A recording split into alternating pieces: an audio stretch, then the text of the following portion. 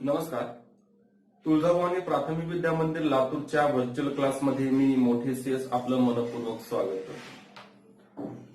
आज आपण इयत्ता चौथी वर्गाचा गणित विषयाचा संख्या ज्ञान या घटकातील आंतरराष्ट्रीय संख्या चिन्हे हा उपघटक या ठिकाणी अभ्यासाला घेतलेला आहे. विद्यार्थी मित्रांनो, आपण मागील तासामध्ये संख्येचा लहान मोठेपणा, चढता आणि उतरता क्रम या उदाहरणाची आपण ओळख करून घेतली आणि त्याचा स्वाध्याय सुद्धा सोडून घेतलेला आहे. आज आपण आंतरराष्ट्रीय संख्या चिन्हे म्हणजे कोणती आणि त्या कशा पद्धतीने आपण आपल्या व्यवहारामध्ये वापरतो याचा आपण अभ्यास करणार आहोत. या ठिकाणी एक संवाद दिलेला आहे. मी संवाद सुरुवातीला वाचून घेतो म्हणजे आपल्याला आंतरराष्ट्रीय संख्या चिन्हाची चांगल्या पद्धतीने ओळख होईल. चला, या ठिकाणी सुरेश, विजया आणि ताई यांचा संवाद आहे. आपण संवाद पाहूया. सुरेश म्हणतो, ए विजया, सकाळी एक गोष्ट माझ्या लक्षात आली. आपल्याकडच्या सगळ्या नोटावर छापलेल्या संख्या इंग्रजीत असतात. म्हणजे इंग्रजी अक्षरामध्ये किंवा इंग्रजी संख्या या नोटांवरती किंवा इतर अनेक वस्तूवरती मी पाहिलेल्या आहेत, असं सुरेश म्हणतोय विजयाला. त्यावेळेस विजया म्हणते, खरंच की, आपण असं का रे? आपण तर सगळ्या संख्या वेगळ्या प्रकाराने लिहितो. म्हणजे आपण मराठी अंकामध्ये संख्या लिहितो, पण आपल्याला बऱ्याच ठिकाणी वेगळ्या अंकामध्ये संख्या पाहायला मिळतात. परत सुरेश म्हणतो, मलाही तोच प्रश्न पडलाय. चल, आपण ताईला विचारूया. ताई, ते जातात दोघं ताईकडे आणि ताईला म्हणतात, ताई, सगळ्या नोटावरच्या संख्या इंग्रजीत का असतात? असं त्याने ताईला विचारलं. आणि परत विजया म्हणते, आणि बहुतेक सगळ्या वाहनावरचे नंबर सुद्धा इंग्रजीमध्येच पाहायला मिळतात, असं का ताई? असं सुरेश आणि विजया ताईला विचारतात. त्यावेळेस ताई म्हणते, छान. आधी तुमच्या निरीक्षणाबद्दल तुम्हाला मी शाबासकी देते. तुम्ही हे निरीक्षण केलं त्याबद्दल मी तुम्हाला शाबासकी देते. आधी मला सांगा, तुमच्यापैकी कोणी आपला महाराष्ट्र सोडून दुसऱ्या राज्यामध्ये किंवा दुसरीकडे गेला आहे का, आपला महाराष्ट्र सोडून? त्यावेळेस विजया म्हणते, हो ताई, मी कर्नाटकात गेलो होतो. त्या ताई म्हणते, तिथल्या दुकानच्या पाट्या तुला वाचता आल्या का कर्नाटकातील? विजया नाही असं म्हणाली. त्या ताई म्हणाली, त्या आपल्याला वाचता येत नाहीत, कारण त्यांची अक्षर लिहिण्याची पद्धत वेगळी आहे. तसंच त्यांची अंक लिहिण्याची सुद्धा पद्धत वेगळी आहे. ज्या पद्धतीने अक्षर वेगळ्या पद्धतीने लिहितात त्याच पद्धतीनं अंक सुद्धा त्यांचे वेगळ्या पद्धतीने लिहिण्याची पद्धत आहे. सुरेश म्हणाला, हो ताई, ते कसं लिहितात? त्यावेळेस ताई म्हणाली, आपण अंक 1, 2, 3, 4, 5, 6, 7, 8, 9, 10 या पद्धतीने लिहितो. आणि ते कानडीत लिहितात. जे कर्नाटकातील लोक आहेत त्यांची लिहिण्याची पद्धत अशी आहे की ते एक अशा पद्धतीने लिहितात. हे त्यांचं एक आहे, हे 2, हे 3,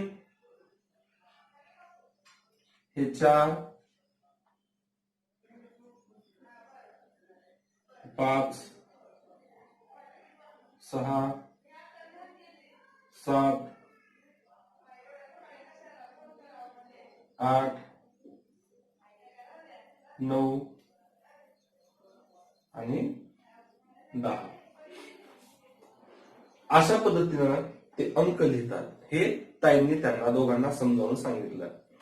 मग नोटावर 1, 2, 3 असे अंक लिहिले तर त्यांना कळेल का? मग समजा नोटावरती आता 5ची नोट असेल, 10ची नोट असेल, जर आपण या अंकामध्ये जर ते नोटावरती अंक छापले तर ते त्यांना ओळख होईल का? किंवा त्यांच्या नोटावरती असे अंक छापलेले असतील तर आपल्याला ती नोट ओळखू येणार नाही. आता ही 5ची नोट या पद्धतीचा अंक जर त्याने लिहिला नोटेवरती तर ही 5ची नोट आहे हे आपल्याला कळणार नाही.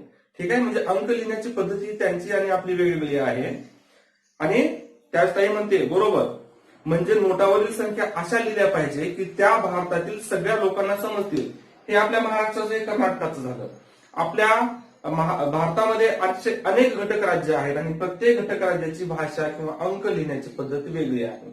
जर प्रत्येकाने अशा पद्धतीने आपापल्या भाषेतील अंक जर लिहिले तर ह्या नोटा कुणालाच कुठल्या कळणार नाहीत. म्हणजे सगळा व्यवहाराचा गोंधळ होऊन जाईल.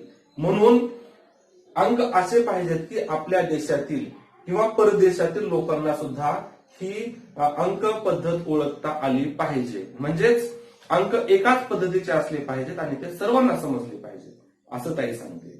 ठीक आहे. सुरेश म्हणाला मग आपण दुसऱ्या देशात गेलो तर आपल्यालाही तिथल्या नोटावरच्या संख्या कळायला हव्या. ताई म्हणाली अगदी बरोबर. म्हणूनच जगातील सगळ्या देशांनी असं ठरवलं की नोटांच्या किमती, त्यांचे क्रमांक, आगगाडी, बस व विमानाच्या तिकिटाचे क्रमांक आपण इंग्रजीतच लिहायचं. सगळ्या देशांनी इंग्रजीत लिहिण्याचं या ठिकाणी ठरवलं. त्यास विजय म्हणतो म्हणूनच आपल्याकडे बस, रिक्षा यांचे क्रमांक इंग्रजीत लिहिलेले असतात. आता माझ्या लक्षात आलं. ताई म्हणाली हो ना, संख्या इंग्रजी अंक वापरून लिहिल्या जातात की जगातील सगळ्या लोकांना त्या समजाव्यात. म्हणून इंग्रजी अंकांना आपण आंतरराष्ट्रीय अंक म्हणतो. इंग्रजी अंकांना आपण आंतरराष्ट्रीय अंक किंवा संख्याचिन्हे असं म्हणतो. हे अंक तुम्हाला माहित आहेत. पुढील इयत्तामध्ये म्हणजे आपल्याला 5वी मध्ये ज्यावेळेस तुम्ही जाणार आहात हे अंकच वापरून तुम्हाला संख्या लिहायच्या आहेत. आता या संख्यांना आपण देवनागरी संख्या म्हणतो. ठीक आहे. आता या ठिकाणी मी कानडीतले पुसून टाकतोय. ही आहे आपली देवनागरी संख्याची. ठीक आहे. देवनागरी, आपण या संख्यांना देवनागरी संख्या म्हणतो. आता या संख्या आपल्याला आंतरराष्ट्रीय संख्यामध्ये लिहित असताना लक्षात घ्यायचं विद्यार्थ्यांनी,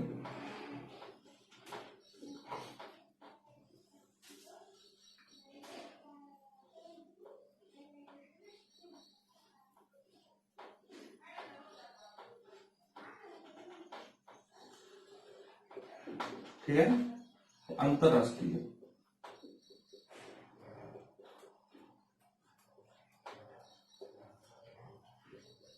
आपण शिकायचं आहे. आपण देवनागरी पाहिल्यात, आपण आंतरराष्ट्रीय पाहूया आता.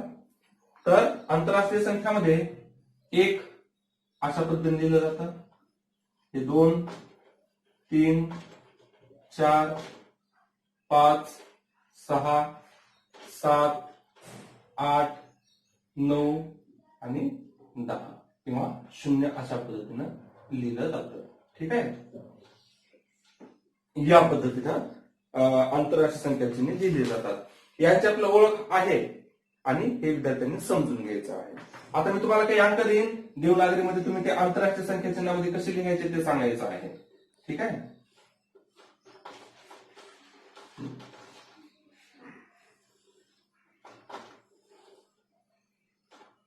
या ठिकाणी मी देवनागरी संख्याचिन्ह देतोय आणि या ठिकाणी आंतरराष्ट्रीय आपण ते संख्याचिन्ह लिहायचे आहे. आता आपण कुठली पण संख्या सांगू शकतो. या ठिकाणी आहे 497, दुसरी संख्या आहे 235, तिसरी आहे 437, नंतर आहे 568, 672, 799, 800 अशा संख्या आहेत. आता या संख्या आपण देवनागरीमध्ये आपल्या मराठीत लिहिलेल्या आहेत. त्याच आपल्याला जर आंतरराष्ट्रीय संख्या चिन्हात लिहायच्या असतील तर ते आपण ते लिहायचं आहे 497, 4 या पद्धतीनं, 9 या पद्धतीनं आणि 6 या पद्धतीनं, 497 7 या पद्धतीने लिहायचं आहे. 235 2, 3, 5 हे आंतरराष्ट्रीय संख्यामध्ये आपण लिहितोय. 437 4, 3, 7 5, 6, 8 6, 7, 2 7, 9, 9 8, 00 म्हणजे या पद्धतीनं आंतरराष्ट्रीय संख्याचिन्ह, देवनागरी संख्याचिन्ह, आंतरराष्ट्रीय संख्याचिन्हामध्ये लिहिताना या पद्धतीने विद्यार्थ्यांनी लिहायचं आहे. मी तुम्हाला काही देवनागरी संख्या देणार आहे, तुम्ही ते आंतरराष्ट्रीय संख्याचिन्हामध्ये लिहून तो स्वाध्याय मला परत पाठवायचा आहे. हा भाग विद्यार्थ्यांनी लिहून घ्यायचा आहे आणि समजून सुद्धा घ्यायचा आहे. चला पुढच्या संख्या आपण घेऊया स्वाध्यायासाठी.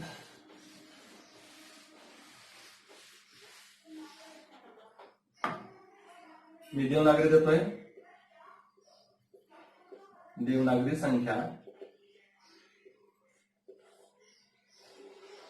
तुम्ही त्या आंतरराष्ट्रीय संख्यामध्ये घ्यायची.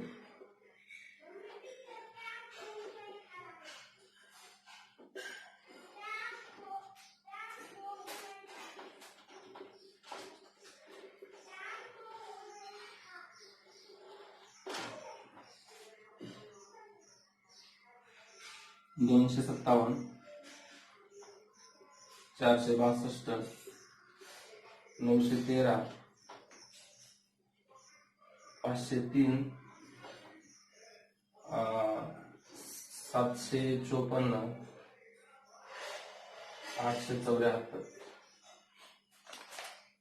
या संख्या विद्यार्थ्यांनी आंतरराष्ट्रीय संख्या चिन्हामध्ये लिहून तो अभ्यास पाठवायचा आहे आणि सराव सुद्धा करायचा आहे.